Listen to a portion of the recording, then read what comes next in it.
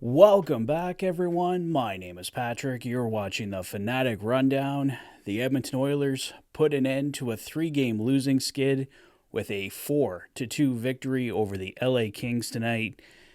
This game was one the Oilers definitely needed to have. It was very important standings-wise. The Oilers now remain 2 points up on the Kings, 1 point behind Vegas. They currently sit in third in the Pacific Division. If the Kings had won tonight, could have moved past the Oilers. So an absolutely massive, as Peter points out in the comments, win. And, well, let's break it down here. The Oilers put together Zach Hyman, Connor McDavid, and Leon Draisaitl on the number one line. And that number one line pretty much resulted in this victory tonight. And yes, 1 point behind Vegas. We're getting there.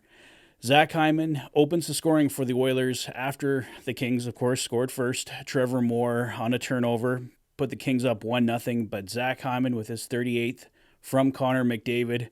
It was a play that everyone wanted Connor McDavid to be shooting on. He's made some jokes earlier today that he was going for the assist record. He wasn't going to even try and score anymore. Obviously joking, but he continued that tonight with an assist on the first goal to Zach Hyman.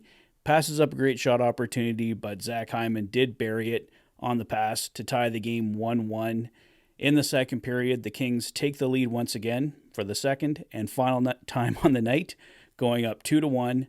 But on the power play, Leon Draisaitl with his 29th on the year, matching his jersey number, from Evan Bouchard and Ryan Nugent-Hopkins, ties the game 2-2, and we head into the third, tied 2-2, and the Oilers, they've been a third period team pretty much all year long. Does not change at all tonight. Evan Bouchard with his 15th on the year. He's now tied for the NHL lead among defensemen with 15 goals.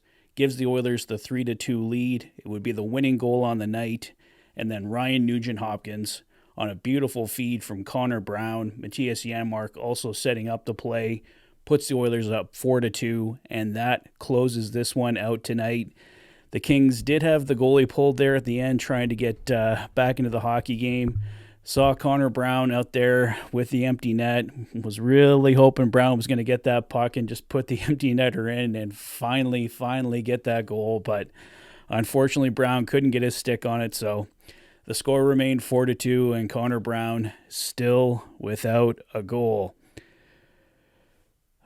Kool-Aid asking, when do you think Ken is going to make a trade? Sorry, I missed the rest of your comment there. I don't think Ken Holland's going to make any trades until we get right close to the trade deadline. He likes to be as patient as possible. Yeah, Peter mentioning Adrian Kempe. Looks like he was getting a wrist injury or something there towards the end of the game, so not good news for the Kings there, but potentially good news for the Oilers as the Oilers and Kings are battling for a playoff spot there, but hopefully not too hurt. I don't want to see anybody get overly hurt there, but yeah, Kool-Aid, if I didn't completely answer your question there, but I think Ken Holland will be waiting until closer to the deadline before he makes any moves. He's a really patient general manager, so I believe the Oilers leading up to the deadline on March 8th, they play on March 7th, and they have the 6th and the 8th off, so I imagine they'll either do a trade on the Wednesday on the 6th or leave their business right till Friday, but who knows? A trade could come along that everything works and Ken Holland feels comfortable pulling the trigger. We might see something sooner, but if I'm guessing right now, I don't think we see anything as we did last year up until like maybe 2 days before the trade deadline there. So that's how that looks. But the Edmonton Oilers, yeah, like I said, a great bounce back game tonight. This was definitely a game they needed to have. As I opened the video saying, they remain now 2 points ahead of the LA Kings, 1 point behind the Vegas Golden Knights in third place. Vegas in second place, obviously, in the Pacific Division there. So despite that 16-game winning streak, their struggles in February have kind of put them into a bit of a bind here. So this was a game they really needed to have, and hopefully they can follow it up with another strong effort against St. Louis on Wednesday, because the Oilers, after their early February struggles, really need to get it going here again. And we saw some positive signs here tonight. McDavid, Draisaitl coming through when the Oilers really needed him here. Obviously, as I said, I don't think there's going to be any reinforcements coming until the trade deadline. So this team's going to have to dig deep, and get it done on their own. And great to see Stuart Skinner have kind of a bounce-back game tonight as well.